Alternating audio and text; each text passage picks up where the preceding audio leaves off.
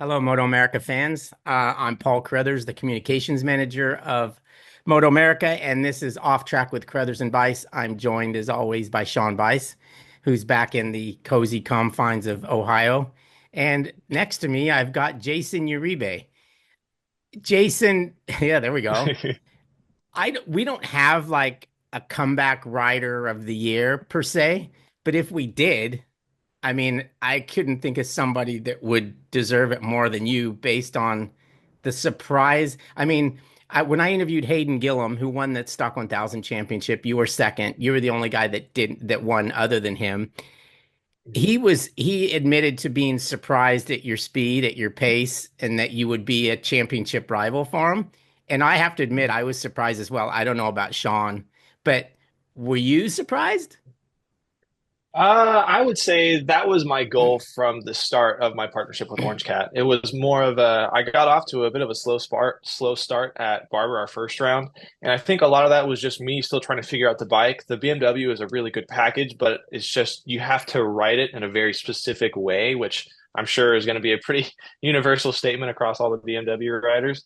But it just took me a while to kind of find that bubble, so to say. And once I finally figured it out, that's when we really started to make progress. That's when we were getting on the podiums, getting race wins. So I think that was always my expectation was I wanted to be a contender. I wanted to be up there as much as I could. And I was a little nervous at the first round last year, but with testing, I think we found some really good setups. And yeah, I was just happy and pleased to be able to take advantage of that package. Jason, I remember when Nicky Hayden was racing with Ducati, and he struggled for a while on that bike, and then I remember him saying something to the effect of he didn't want to leave the team because it's going to come good at some point, and he's going to miss that Yeah. chance. And you flogged a Honda leader bike for a super long time. You had involvement with Honda, and now they're finally getting involved in our series. And obviously last year Hayden Gillim beat you on one of those Hondas by 21 points. I don't know if you even think about that because that BMW is absolutely a weapon, but I don't think it was the bike. It was you may have been on a Honda last year and done as well, if not better. I'm going to say that you don't have to, but it crossed your mind? I'm sure. There's that damn red, Yeah. that wing right there. So Oh man. Yeah, I will say it was a bit of a gut punch trying to we tried so hard for so long to get a program like that to come together and it just wasn't the right time. And I don't think that was anybody's fault, whether it was with American Honda over in Japan and Europe or any of that stuff. It was just the timing wasn't there. And I can blame everybody all day long, but it's just not going to work out. And at the end of the day, I'm glad to see that they are pushing forward. They're putting a lot of money and time into that program for the last year and moving on into this year. So at the end of the day, it all makes for better racing, better competition. So that's really what's important. And I wish them the best. And yeah, I still have yeah, all their stuff everywhere. So yeah. I wish them the best.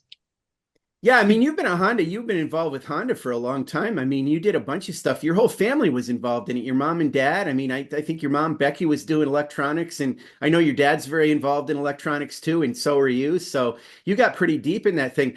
I mean, I'm sure you know this too. It seems like with the Japanese OEMs, they sort of are dictated by the Japanese president in the country, and I've seen it happen with Yamaha. They've had presidents they weren't as into racing. Some of them are.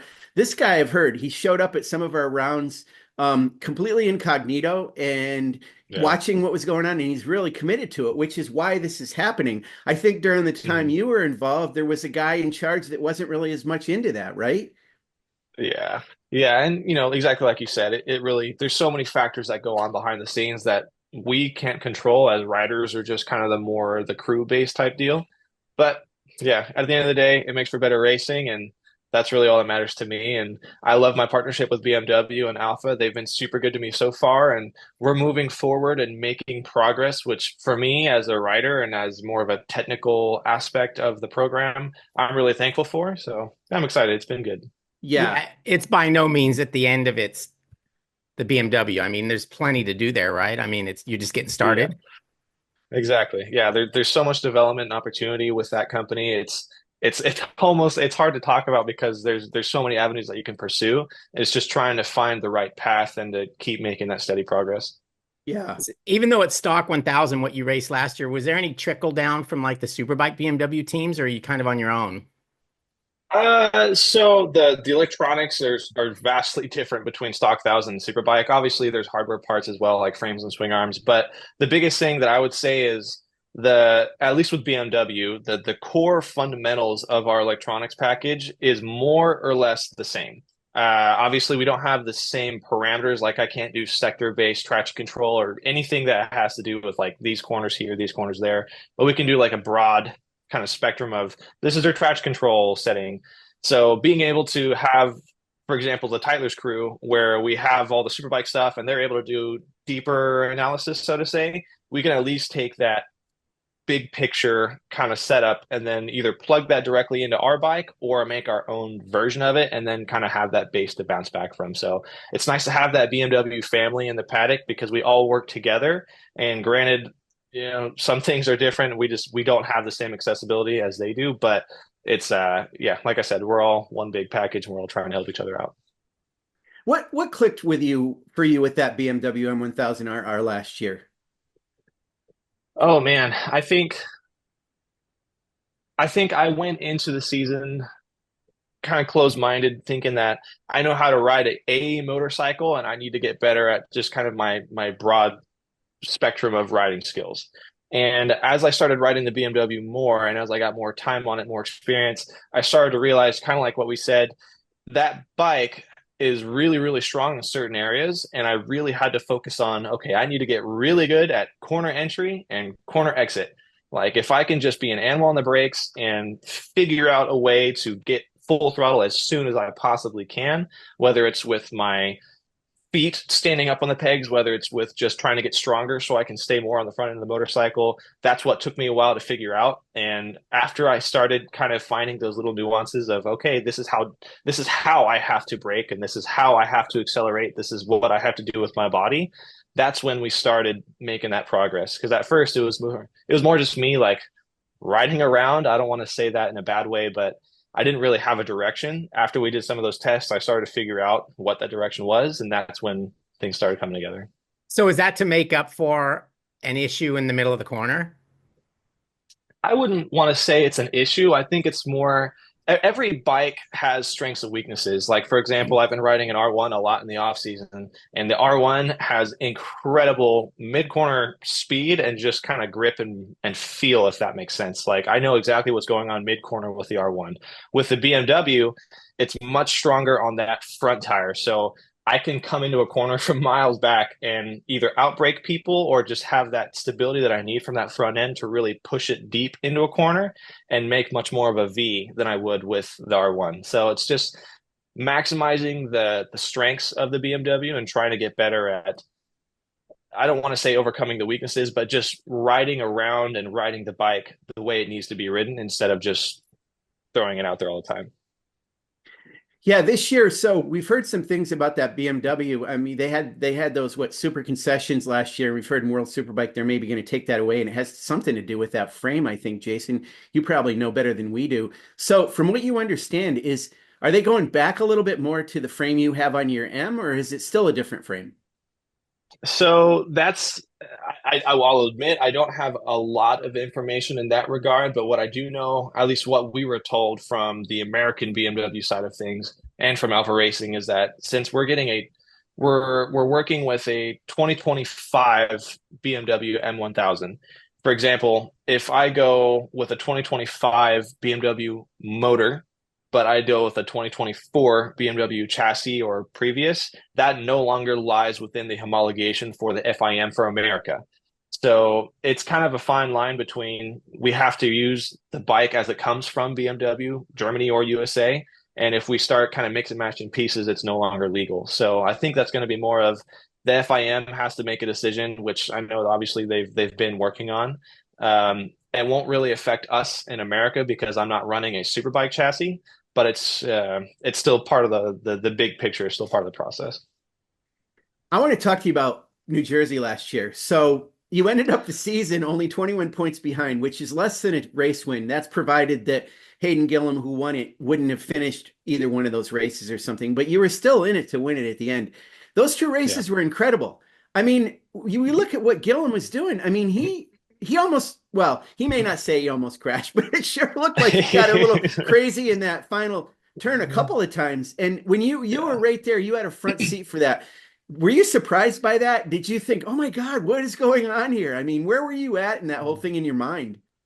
Yeah, I think for me that entire weekend was risk management. I knew going into the weekend I was what, seven or 12 points behind. Right. And my big thing was I have to finish. At the end of the day, I want to win races, that's my goal. But if I don't finish, I'm out. And I can't do anything with that. So I think I went into that weekend a little bit more on the cautious side, which hindsight 2020, I probably should not have. I probably should have pushed a bit harder in qualifying, but long story short, yeah, my main goal was finish races. And once I saw how hard Hayden was pushing, I knew that it's for him, at least in my opinion at the time, was win it or bin it. Like if he doesn't go out there and win, he's going to crash. And it seemed like that was kind of the path that I was seeing unfold in front of me. I don't think all of that, I don't want to say it was his fault. It was more just the circumstances that he was in. That's what he had to do, and that's what he felt he had to do. And he made it work at the end of the day. He was the better rider, and I have all the respect for him in the world, and I wish him the best. But man, I wanted to beat him really bad, and I think race one for me at Jersey was one of those races to be proud of, coming from eighth and clawing back all the way up to first for a little bit. I look back on that race, and I'm really happy about it, and I wish that I could have not left the door open into that last corner, but it is what it is, and we'll be back stronger.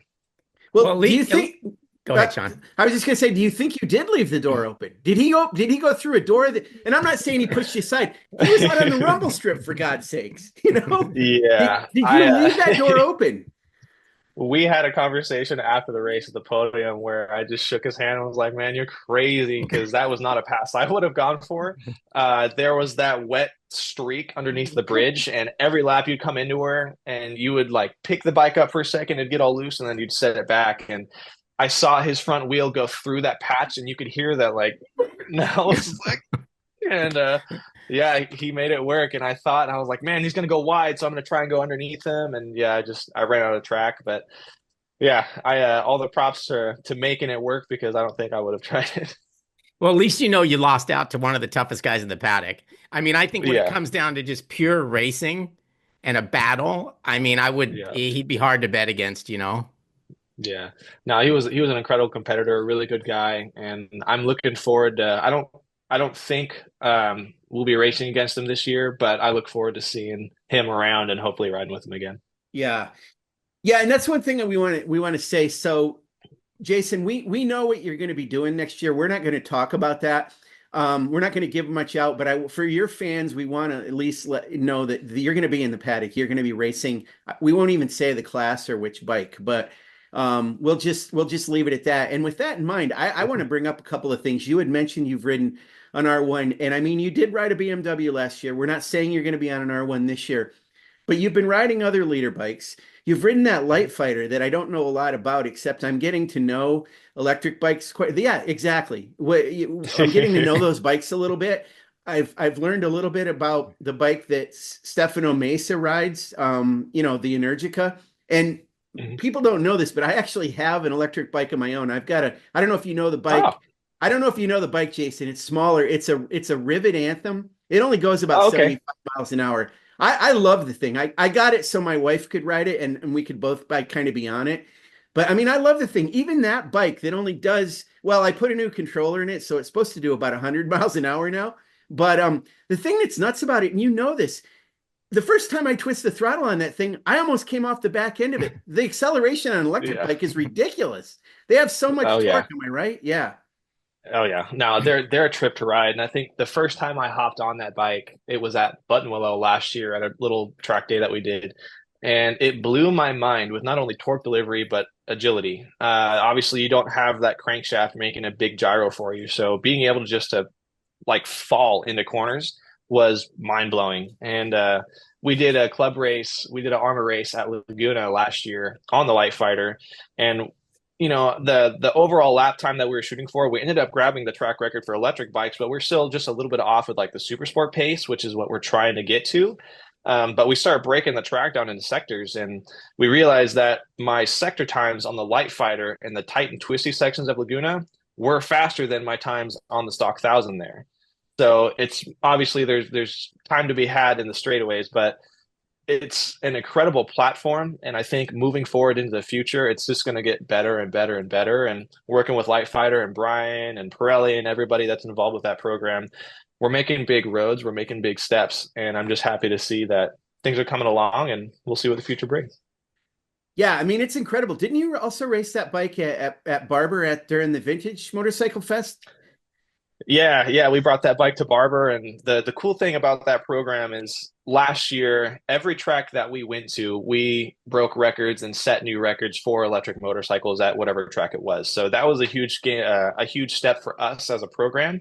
And again, just being able to further that development, further that process is really what we're trying to do, and just push that next envelope, so to say.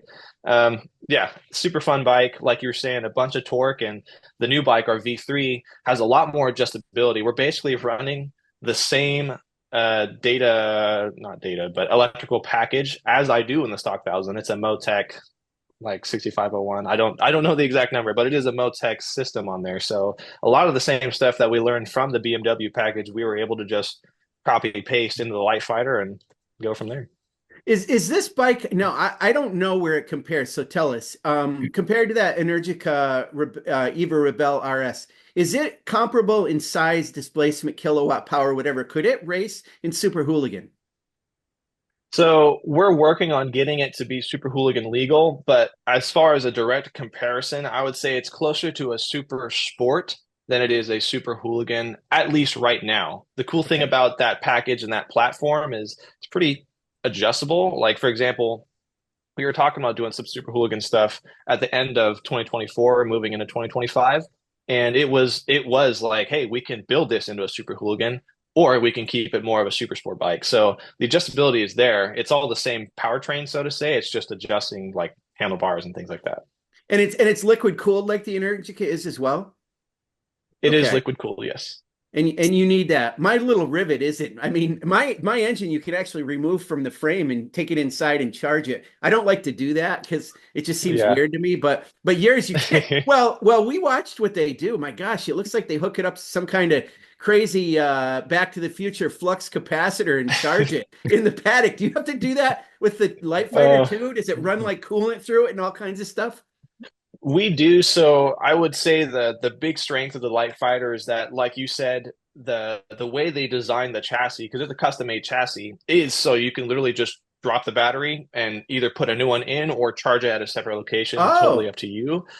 So it's super nifty and cool like that. But at the same time, there is liquid cooling through the battery and all the electronics unit, but it's all self-contained. So I don't have to have a pump, so to say, pumping cold liquid through everything to keep it cool. It's fully self-contained. There's another additional battery just to run the cooling system. So you can basically take the whole unit out as one and put a whole new unit in, and then good to go. hmm. Yeah, it's cool. Paul, the last thing I'll say about this, and we can move on, but the thing I love about those bikes is, I mean, I know how to shift a bike and use a transmission, but when I'm on that, I don't give a crap what gear I'm in because there's no Yeah. gear. It's just whatever it is. It's just go and turn it out. Yeah, you can So have you Yeah, can have a beer in this hand. exactly. Exactly. it's really awesome. Yeah. We have a couple of the beach cruiser cut types, that just go 25 miles an hour or whatever, but I So ride them. fast. I go to the beach on it and just park it and don't have to worry about parking or go to the store or whatever. But Yeah, I mean, I even have fun on that little kick scooter that Segway that I ride around the paddock too. But I mean, they're all fun. They're all really really Oh yeah. terrific to have. Yeah, it's good stuff. okay, I want Oh to yeah. talk. I want to talk about fires because Yes. obviously, I live like an hour and a half, hour and 20 minutes from like where all hell broke loose, and it was just horrific. And I feel bad for anybody that's involved in it, from the people who lost their homes to the firefighters who had to deal with fighting those fires every day. So I have a couple of questions. Like we talked about it before we got started on the show about rain. So we could have used the rain that we got a little bit last week. We could have used that earlier, but how much does it actually take? I mean, does a little bit of rain like that do anything to put the fire out, or is it more preventing it from spreading? I would say a little bit of rain.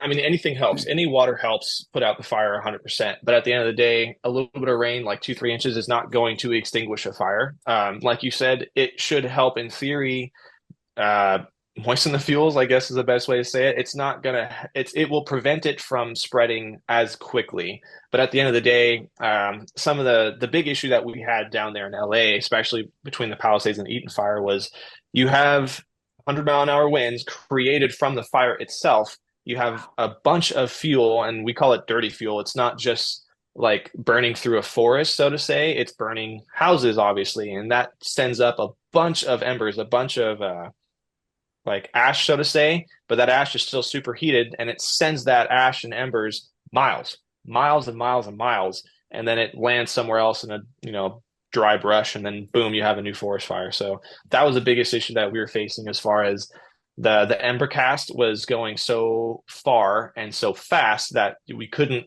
keep up, regardless of how many firefighters that we had on scene, regardless of the resources that we had on scene.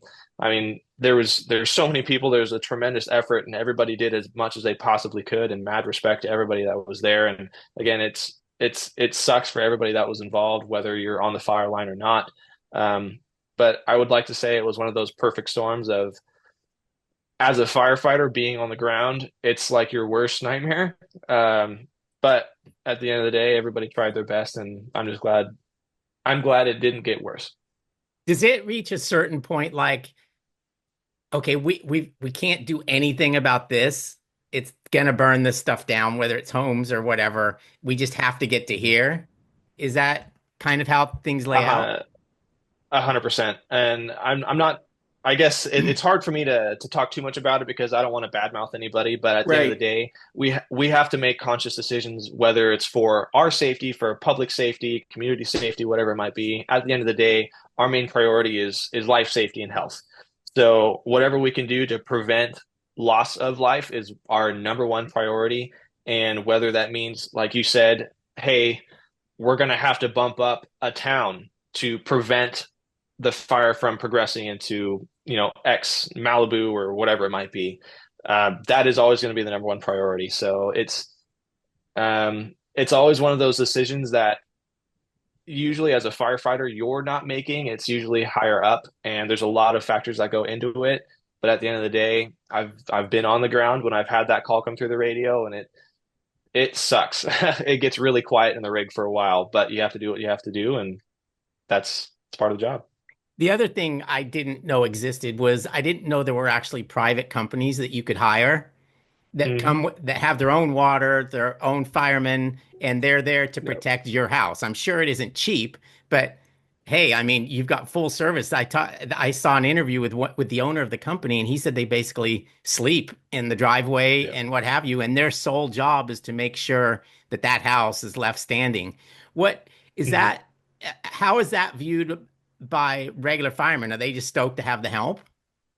Yeah, 100%. At the end of the day, any boots on the ground that we can get, we'll take. And like you said, they're not their job is to protect an asset, whether it's a house, a company, a vineyard, whatever it might be. That is their sole purpose. So we can't really, I don't want to say we can't rely on them, but we can't lean on them for additional help. It's more of, hey, you guys got that property? Great. All you, we're going to move on. And it just kind of takes that load off of our shoulders and helps us for the big picture, so to say.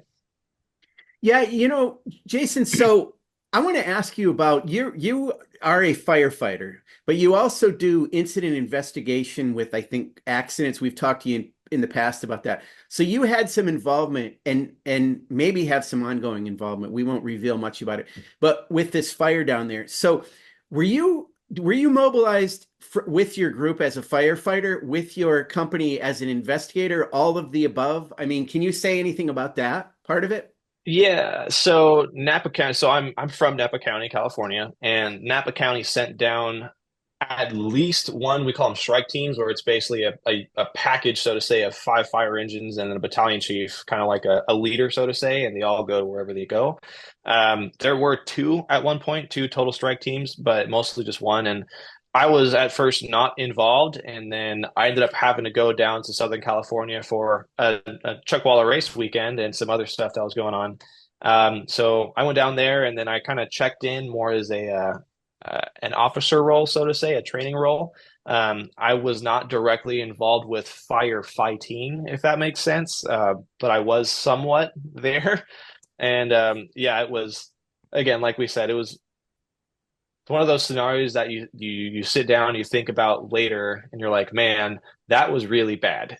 And again, props to everybody that was involved because everybody put 110% in, and some of those people were working 72 hours, no sleep, just grinding, trying to do everything that they could. So, mad respect, and yeah, I'm glad most of that is more or less done though. Yeah, the crazy thing too that I learned with this whole thing, and it's one of those things where it's not that I didn't know it, it's that I didn't really stop and think to realize it. But as I'm sure you're very intimately knowledgeable about this, with forest fires or fires in the countryside, you're dealing with combustibles like pine straw or, dead wood. But when you're down with houses, it's crazy combustibles in houses, including explosive things, including things Yeah. that put off toxic fumes. There's a lot Mhm. more to it than that. And are you versed in all of that stuff and how to make sure that a propane tank doesn't catch on fire or explode or anything? How do you deal with that kind of stuff? Oh man, I think I would like to say that our academies, our fire academies, try and train us for absolutely everything that we'll encounter. But at the end of the day, just like in life, you can't train for everything. And at some point, it just comes down to relying on your personal experience outside of the fire department or just best judgment.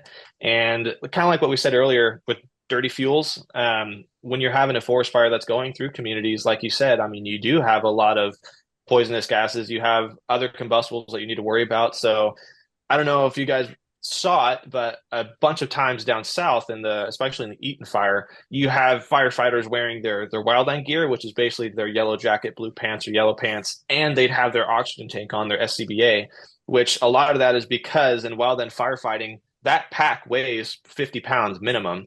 So it's not really something that you want to just carry around all the time. But when you're fighting fire in a house, in a community, there's so much of that dirty fuel and it's so much stuff that you don't want to be breathing in. So you will be wearing that pack. And we had an incident in 2020 during the glass fire that we had up here in Northern California, where my unit was doing structure protection, and we had fire overcome our house that had a lot of ammunition in it. And we heard rounds start popping off, and then we started to back up. And then 5 minutes later, the house didn't explode, but it was just gunshot, gunshot, gunshot, Wow. gunshot. And obviously, yeah, there wasn't anybody shooting anything, but it was just the heat was enough to fire off these rounds. And it's you always have to be vigilant, you always have to be careful. And at the end of the day, if there's a house that we think has risk to our health and our safety, that's a call that we have to make as a training officer, as a driver, to either pursue or to not. So it's there's a lot that goes into it, and there's a lot of training that's involved, but at the end of the day, we just try to do our best and go from there.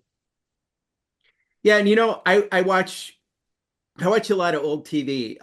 So I have a TV out in my garage and I spend some time out there. It's not hooked to the internet. So I watch like local digital TV. So I spend a lot of time watching my boy Randolph Mantooth in Emergency. That's way before your time, Jason. But that and One Adam 12. And it's all about Los Angeles and what's going on there.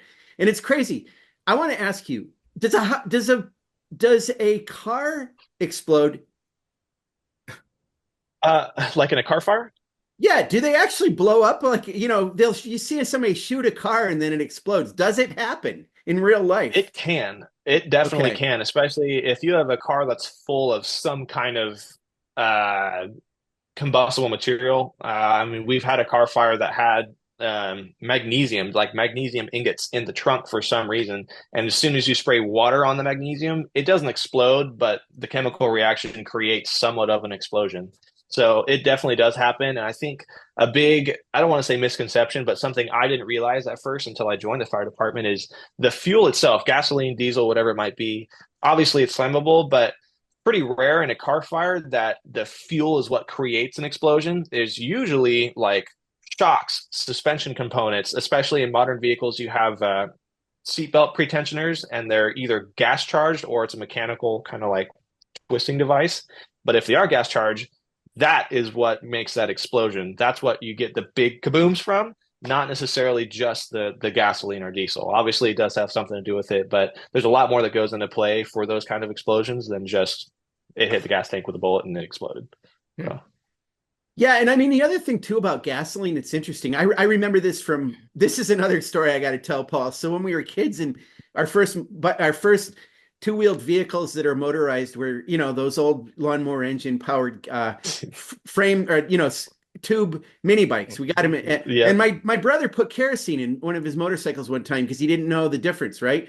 So the thing didn't really run right because kerosene isn't all that combustible. It is, but heck, we used to use it to start like campfires and stuff. But I know you can't really do that with gasoline because it's explosive. For God's sake, that's what creates an explosion in an engine to power a piston up and down, right? So kerosene, fuel oil, diesel, and all that stuff is less, I guess, combustible. But gasoline is absolutely an explosive thing, isn't it?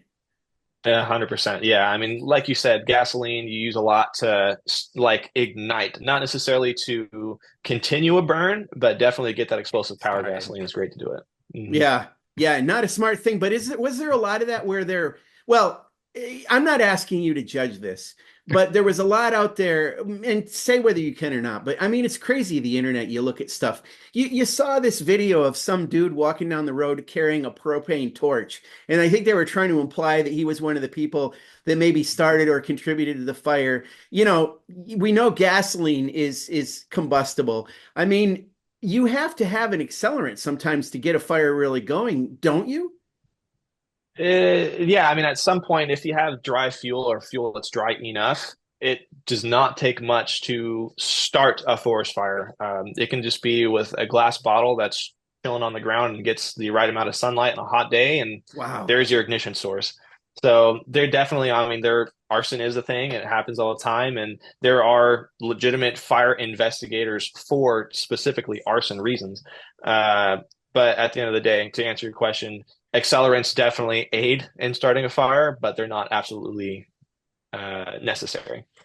Okay. That's interesting about a glass bottle. I mean, I know a magnifying glass and you can burn up bugs and things like that. But, it's weird for us on the East Coast. We're not really used to that too much. I mean, when I was a kid, we used to have a burn barrel in our property and we'd go out and I don't know if they ever had that in California.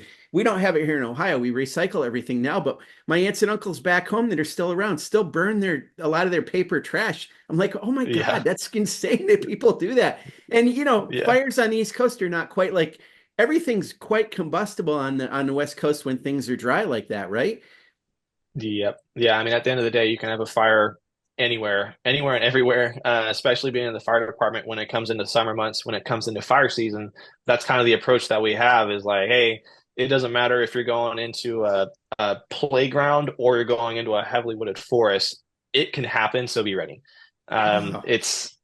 Yeah, I think it's just a different mentality, and spending more time on the East Coast recently in the last 5 years or so, where I met my fiance, it's definitely one of those things that I look at, and I think from the West Coast perspective, like, man, I would not want to be here in a fire. Like, this is a really bad place to be in a fire, and I think it's just a different mentality. And at the end of the day, it is regional, I would say, but it's better to be safe than sorry. Yeah. All right. Do we have any motorcycle stuff to talk about or not? Absolutely. I just want to know a bunch of fire stuff because obviously I mean, it's all we see at this point. Finally it's gone away. And then now we'll have landslides when it does rain really hard because there won't be any foliage left to hold the mud in place. But that's a whole nother story. That's a story for next week. Yeah, I mean, it's real. It is good to understand it, though, and understand where it comes from, how to prevent it and what not to do. But I did have a motorcycle related thing I wanted to ask you about. We talked to Corey Ventura about this a little bit last week, and we know you're one of the ones that does a lot of riding. You mentioned it earlier down at Chuckwalla. It's something I didn't really know about Chuckwalla because I have to admit I've actually never been there, but I've heard this from some people.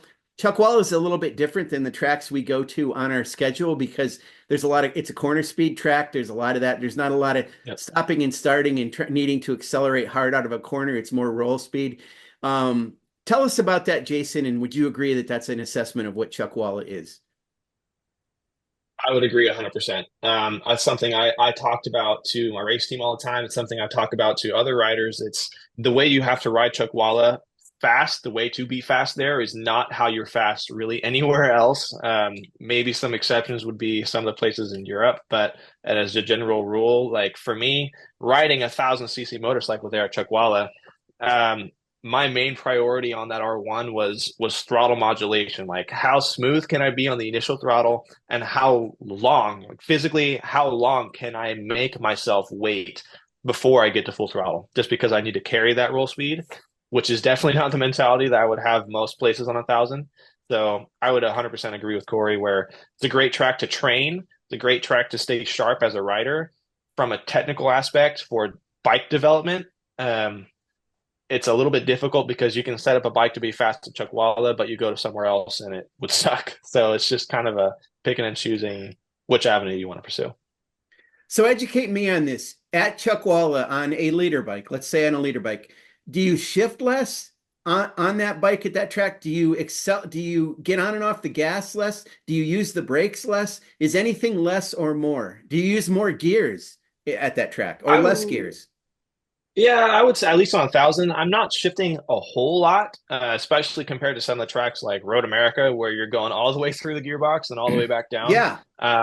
I stick mostly between third and fourth. Third and fourth is like 80% of the racetrack. I grab second gear in 2 corners, and I grab fifth gear in 1 place. So there's not a whole lot of shifting on the leader bikes, and a lot of it again is just grip modulation. I don't know if that's the right way to say that, but just trying to find that traction, not necessarily from drive grip, but just overall momentum. And especially riding the R1 that I was down there, that's where the bike really accelerated. That was its strong suit. So just trying to really take advantage of that really is how we chose to ride at Chuck. And how we chose to ride at Chuck. There's not a lot of hard braking, right? Not really. I mean, you have maybe 2 or 3 corners where you're getting above 10 bar of brake pressure, but the rest of that is just kind of trail braking. How about on a super sport size bike? Because I know we talked to Owen Williams. I've also talked to Josh Hayes a fair amount, and Owen learned some things from Josh about riding there. Is that even more of a corner speed, less shifting on a 600 class bike? I would say so. I mean, I'll be totally honest. I don't have a lot of experience there on a 600 or super sport bike in general, but I would say it's more about, again, that roll speed and carrying that momentum and talking with a lot of the fast riders, Brendan Kettles and Josh Hayes, all those guys. That's their main priority is roll speed. How fast can I let off the brake lever, and how quick can I start that acceleration process, and just kind of flirting with that traction. And that's, again, Chuckwalla is a bit unique for that specifically, but that's how you got to ride it, and it is what it is. Next month, or no, actually it's this month now, I guess starting tomorrow, we're going to go to the Podium Club, which is on the outskirts of Phoenix. Have you ridden there at all? I have. I've been there once, and it was quite a interesting experience. But yes, I've been there once. Do we have to ask about this experience? Come on, or we don't want to know. It was actually the first time I ever had my personal Gixxer 1000 on the racetrack, and I just was so underprepared, and the stock brake pads lasted like 2 sessions, and then I was kind of just like hoping that I could make it through the rest of the day. But yeah, it's a really cool track. For me, when I rode it, again, this was a little while ago, it reminded me a lot of Buttonwillow, which is another racetrack near Southern California, kind of in that area. So I think it's actually really good for 1,000. It's really good for bike development because there's a lot of that hard braking, kind of the polar opposite of Chuckwalla, where there are some fast rolling corners, but a lot of it's get in and get out, and get in and get out. So I will be there at the tire tests, and I'm pretty excited to get back on it and just get more experience there. Yeah, we've heard the attack team loves it. I mean, Richard Stamboli's all about it because it is so much more like the tracks we go to. And they don't even maybe much go to Buttonwillow like they used to, which is a track I'm sure you're very familiar with. So, yeah. And it has Willow Springs like runoff, right? I mean, as far as like nothing, you can go for an hour before you hit an outhouse or something. Yeah. Yes, exactly. I want to ask you about, I don't think we've talked to you about this before, Jayson. So you've ridden for a long time, a very young age. You're still young, but you've ridden a long time. Ridden internationally, ridden in Europe on a lot of different kinds of bikes. You instruct, you understand, you do get involved in helping younger racers. I want to talk to you about this Talent Cup that we've got coming up. I mean, we haven't ever asked you about it. A lot of it for us is going to be, wait and see. You probably know some things about what Kramer bikes are like. So what do you think of that class in general from the point of view of when you were younger? You probably would have been involved in that in some way, wouldn't you have been? 100%. And this is something I've talked to a few people just in the racing industry is I wish that something like that was around when I was that age. The reason, or I guess what kind of kickstarted my European tour, so to say, back in the early 2013s through 2018, was because nothing like that existed. The minimum age for me to get a professional racing license in America was 16. I was 12 years old, and we were like, hey, what do we do for the next 4 years? So being able to have I don't want to say an entry class because it's going to be very competitive, but just being able to have an opportunity like that, I think is priceless, especially for getting Americans just prepped and kind of getting that experience on a prototype chassis and being able to take advantage of, hey, instead of, I have, 1 through 10 parameters that I can choose to adjust this motorcycle. I now have 1 through 100 and I can make mistakes with setup and learn from them and then get better and just kind of keep progressing your knowledge base as a young rider, I think is huge. Hmm. That's well I said. mean, yeah, one of the things I'm excited to see, and you've witnessed this and had this happen yourself, Jason. I mean, we've seen it happen with you, with Jake Lewis, with Corey Alexander, with Nolan Lampkin. You guys started out as relatively young, small children, kids, young men, and you turned into these giant people to the point where every time I see you in the paddock, I forget to look up. I'm like, oh wow, he's more tall. And it's like that with all you guys. So the disparity, it's 14 to 21 in Talent Cup. There's a huge amount of growing physically and mentally in that class. It's going to be tough to see how a 14-year-old goes up against, let's just say, Cody Kopp, who's I think 20. And he's learning road racing. He understands flat track. He understands riding a motorcycle. There's a huge disparity there. It's a bit of a challenge to balance that all out and understand how it's going to go, wouldn't you say?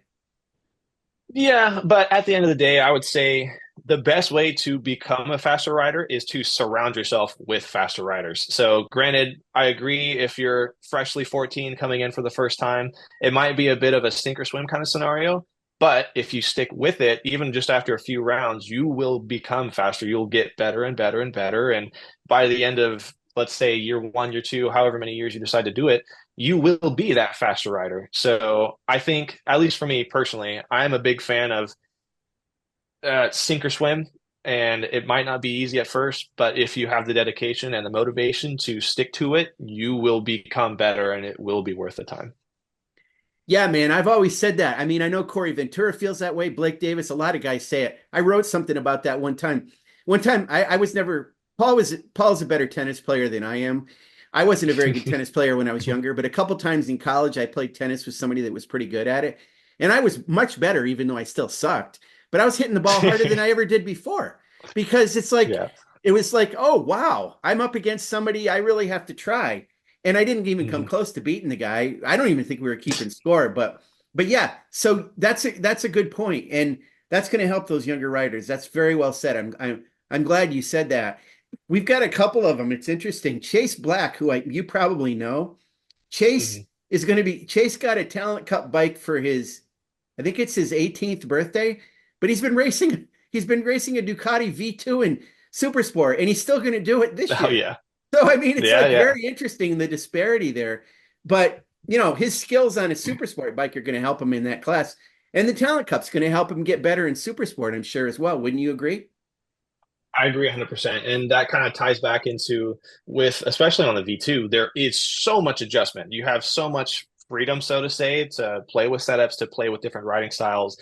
Hopping on the more prototype-esque type machine of the Kramer, Um, I would say the consequences for making a bad decision with setup are way higher. Not necessarily crash wise, but you'll know right away. That was the biggest thing for me going from a Moto 2 back to like an R6, for example, was if I made a mistake with my choices on setup in the Moto 2, I was seconds slower. As where if I made a mistake on an R6, it was half a second slower. So the repercussions of messing up are huge. So if you can get really good at fine tuning a prototype machine, when you go to fine tuning a production machine, you're going to be miles ahead of anybody else. Yeah, I think it's going to be interesting to watch and see.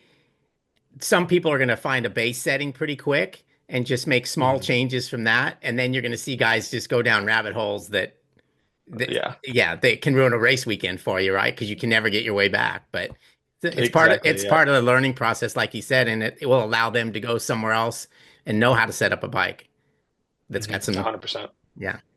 Does the adjustability of the bike, is it a scary thing? The fact that you can get it all so wrong that maybe you don't want to touch it at all. I mean, what do you think? I would say that really depends on who you are as an individual, as a rider. Me personally, I'm a big fan of if we're going to go do a test, we're going testing. I'm going to use that straight. It will be for testing. So I'm going to go into there and I'm going to try absolutely everything, even if it might be what seems to be a stupid idea or what seems to be in the wrong direction. I'm going to try it so I know, hey, this was a bad idea, or hey, this looked bad on paper, but the drive grip that I got from it far outweighs the negatives. So it's at least that's my opinion on it. And I think to be a better rider, to be a well-rounded rider and be able to come into any situation and develop a bike, develop a package, not only makes you valuable to an OEM, to a race team, it just makes you a more knowledgeable rider, which I take pride in. I know not everybody has that same outlook, but that's just how I try and attack testing and development. And it might not be a bad idea to have a crew chief guy that can actually tell you, no, like Yeah, we've gone far exactly. enough. That's not working. Let's go back. Exactly. Yeah. And thank you for bringing that up. Exactly. It takes a crew. Me as a rider, I can say, hey, I want to drop the rear ride height 10 millimeters. And I might have a crew chief that just says, yeah, sure, try it, see what happens. Or I can have somebody that's like, no, we can go 5 millimeters, try it, and then see what happens. So I think having a good crew chief and just a good support system altogether is hugely important. And it's definitely not something that I could ever do just by myself. So Jason, this is an interesting conversation. In the history of motorcycle racing, there have been so many things that have advanced over the years, and there's some traditional things like you pointed out, ride height or rake and trail or weight balance on the bike, moving things around if you need to do that. But then there's also clickers, there's also preload and dampening and things you can do on the front or rear end. Then we get into the electronic interventions that you have some stuff that you need to do on it in Stock 1000, even more so in Superbike, to the point where we talked to Cam Peterson about how electric braking is so important on those Superbikes. So with all that said, and all that mechanical and electronic adjustability that you can do on a race bike, there must still be situations where I have to ride around something, or I can Yeah. adjust that myself by doing something on the bike. And tell us what that is at times. Is it hanging off more, not hanging off as much, sitting forward, leaning back? I mean, what is it?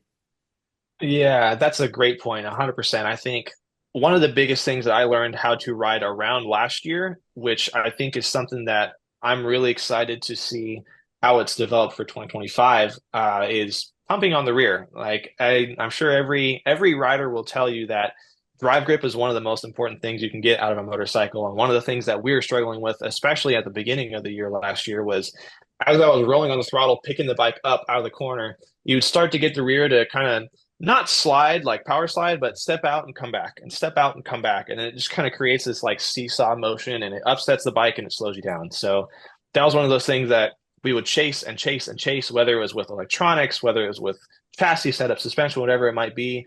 We basically tried everything. And that's exactly like what you're saying, Paul, where you can go down that rabbit hole and sometimes it works, sometimes it doesn't. But to your point, Sean, it's for me as a rider, we realize that, hey, if I can find a way to either reduce this or make it go away, that will allow us to focus on other things like front end stability versus just traction coming from the rear tire. So what I figured out throughout the year is, hey, if I just get really, really strong legs and I figure out how to just push all of my weight to the ground as I'm coming off of these corners, which basically I'll just stand up. As soon as I got on the power, I would just stand up on my feet and just squat over the seat the whole time. That would help a lot with some of that pumping. So that was something that I had to figure out over time and testing. And as soon as we did, that's when we started going faster. Wow.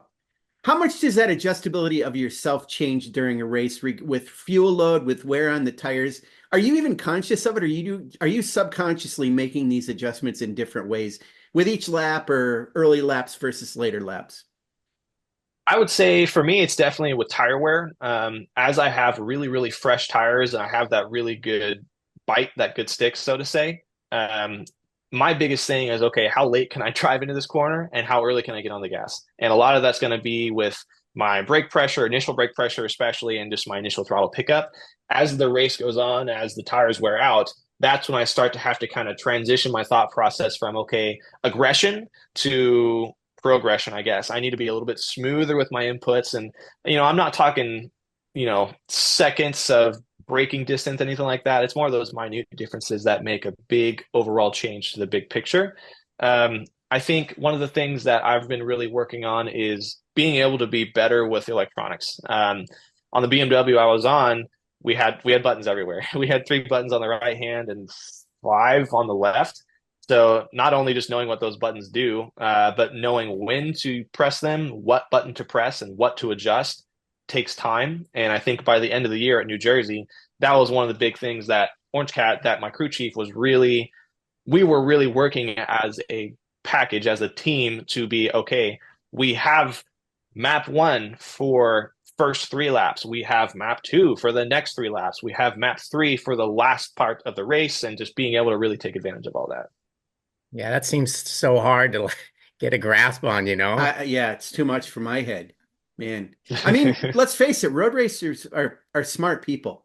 I mean, we see that all the time. We have a lot of smart people in our paddock, whether it's the technicians, the crew chiefs, the data people, the riders like you. I mean, The it's a pretty MotoAmerica Communications Department. yeah, it's a pretty cerebral sport. Wouldn't you say, Jason? And is that one of the things that you love about it? Is that it is a thinking man's sport? 100%. Yeah. I think the two big aspects of racing that I really appreciate is it's a community. Everybody in the racing community, granted, there might be, rivals and all that fun stuff, but at the end of the day, we're all there to race and enjoy life. So I'm super thankful for that family dynamic and being able to work with such smart people like you guys were saying, where it is a thinking sport. There are times where I'm on the motorcycle, I'm actively making decisions of how can I improve the bike, how can I improve myself on riding, and then being able to kind of relay that back to the race team and have those super smart people way above my pay grade that can tell me X, Y, Z. I think is huge, and I think it's cool. I'm a big fan of development. That's really what my company, Code 3 Consultations, specializes in, is development, safety development, autonomous vehicle development, all that fun stuff. So I think that's really cool. And being able to take my work to the racetrack, I think is incredible. Now comes to the part of the podcast that Paul hates more than anything, because it's when it gets a little cringeworthy, because I got to talk about, you mentioned family. So we talked about your mom and dad, who I love both of them. Especially your mom, of course, for obvious reasons, but I mean, they were a big part of your program. But I got to ask you a question I don't think I've asked you before, and it's your significant other, Amber. Okay, I'm not going to reveal her last name right now, but I'm going to say it in a second because it's so weird. Did you go into a phone book and go, I'm going to look up somebody that has fire in their last name because I'm a firefighter? And Amber Firehawk is who you came up with. How did you meet this girl? And how is it that she has fire in her name?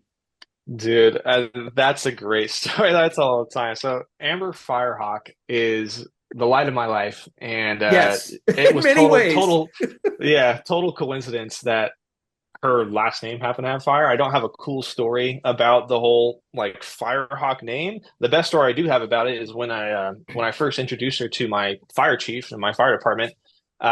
She stopped by, said hello, shook hands, all this stuff, and then she had to leave. And my fire chief comes up to me after she's gone, and she's like, if you don't take that last name, if you get married, you're off the department. Like you have to have the Jason Firehawk if you're going to be a part of the fire department. So I That's thought it was funny. pretty funny. Yeah, Yeah, and but it's yeah, sorry, and it's Hawk, right? It's Hock. It's not Hawk, yep. but what does Hawk mean? It's German, isn't it? Doesn't it mean something?